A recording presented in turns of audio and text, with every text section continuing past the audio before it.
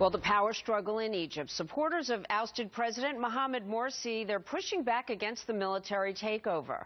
Morsi supporters organizing their own massive rallies nationwide today. Things turning deadly when security forces opened fire on protesters marching in Cairo. All of this as the military cracks down on the former president's political allies. That would be the Muslim Brotherhood. John Bolton, a former U.S. ambassador to the United Nations and a Fox News contributor. Ambassador, great to have you here today. It's great to be with you, Jamie. What can these pro-Morsi protesters hope to accomplish at this point? He's been ousted.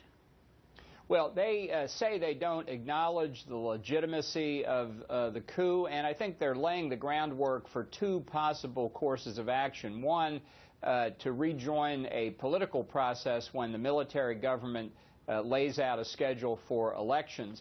And they will use the coup as I think, a powerful argument in their favor, that they played by the rules. Morsi was elected in a free and fair election. The parliament was elected in a free and fair election. The military and the opposition didn't like it, and they staged the coup. But the other possibility, and we see some evidence of it already, is that the Brotherhood will resort to violence. And this could be the beginning of a very chaotic period, depending on how it plays out in the next few days here. I mean, look at the picture in Cairo in the square. These folks have been there for days. They're certainly celebrating the ouster. It seems like more of them than those who are willing to come out and say they want Morsi back, or at least they support him. And they've made some high-profile arrests within the Muslim Brotherhood, the military has. What do we know about the people that are being taken into custody?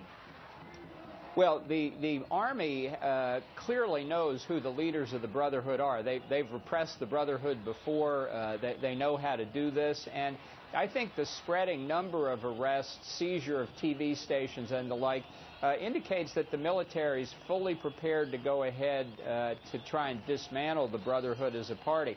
I think both the Brotherhood and the military are beyond their playbooks here. I don't think they really anticipated that it would go this far, but the military shows no signs of backing down. And in terms of the demonstrations in the streets, you know, I think there was a lot of opposition to Morsi, even among people who might welcome an Islamicist government, because they thought Morsi had his priorities wrong. He did not do what needed to be done to revive the economy. Instead, he focused on trying to create an Islamicist state. And I think a lot of people who might like that as an ultimate objective wanted to get the economy fixed first. So Sure. I wouldn't necessarily look at the size of demonstrations to indicate where public sentiment really lies. How about our sentiment, Ambassador? The White House hasn't said all that much. They're an important ally.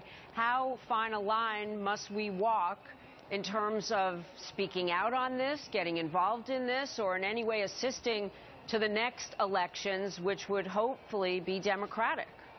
Well, you know, there's hardly any evidence at all that the Obama administration has a policy.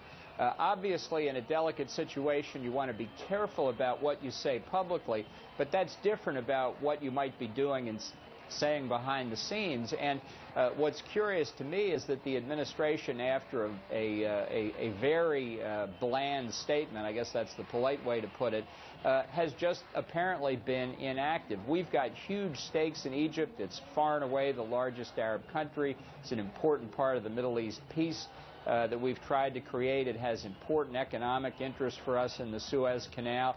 But as far as the eye can see, as far as we can tell in Egypt, the administration just appears to be taking a pass. Before I let you go, money is provided to that country by the United States, not calling it a coup, maybe a strategic move to protect the ability to help them financially. You mentioned the economy not coming around the way the folks there had hoped. Do you have an opinion on continue to contribute, cut back, or monitor more carefully?